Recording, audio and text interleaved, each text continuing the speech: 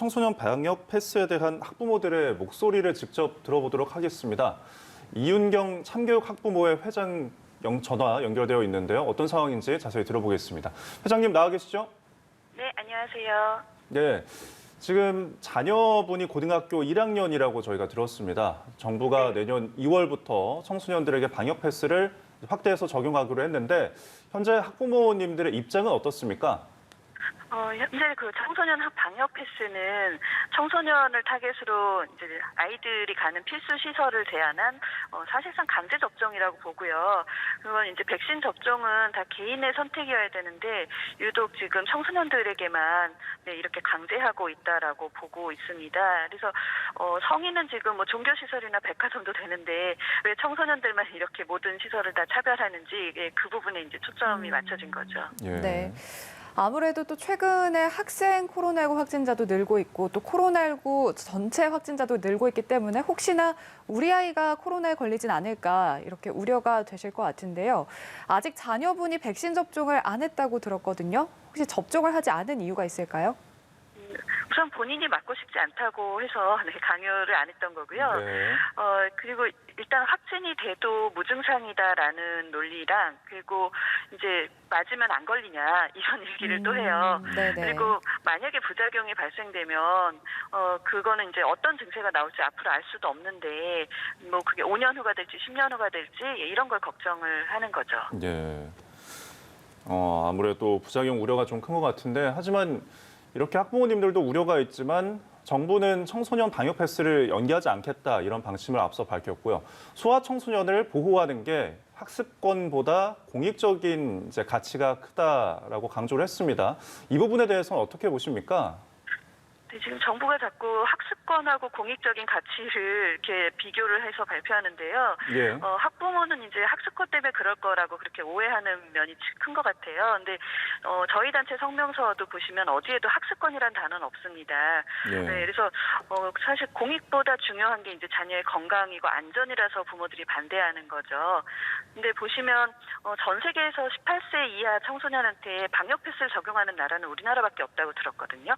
그리고 청소년을 보호하는 게 백신 접종밖에 없는지도 좀 의문이고요.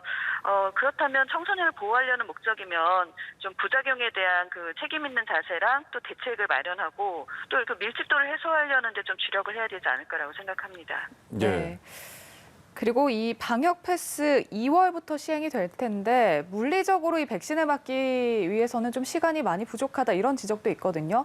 그러니까 2차 접종까지 고려를 했을 때 2차 접종까지 완료를 하려면 늦어도 이번 달 셋째 주까지는 1차 접종을 맞아야 한다는 계산인데요.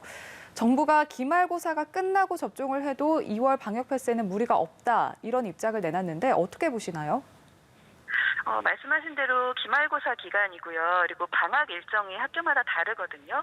근데 이제 시험 전에는 당연히 안 맞으려고 할 테고, 그러면 시험 이후에 방학까지 등교 일수가 얼마가 되는지 이런 것들을 학사 일정을 고려해야 되는데, 네. 그냥 남은 날짜를 이렇게 뭐 숫자로만 계산하는 건 좀 무리가 있다고 봐요.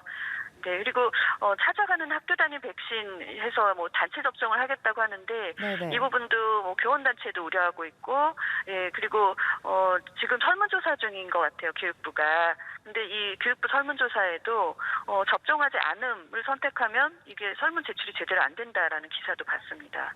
예. 뭐 지금 상황을 진단해 보면은 학교에서 어쨌든 확산세가 좀 점차 늘고 있어서 집단 감염도 나오고 있는데 전면 등교에 관련해서는 무리가 없는 상황이라고 보십니까?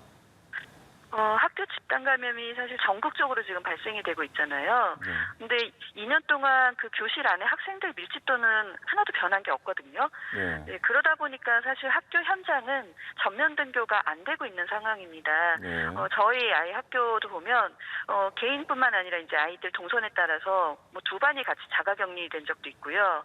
또 전교생이 이제 등교했다가 다시 집에 오는 거는 너무 빈번해서 이제는 좀 익숙할 정도가 됐거든요.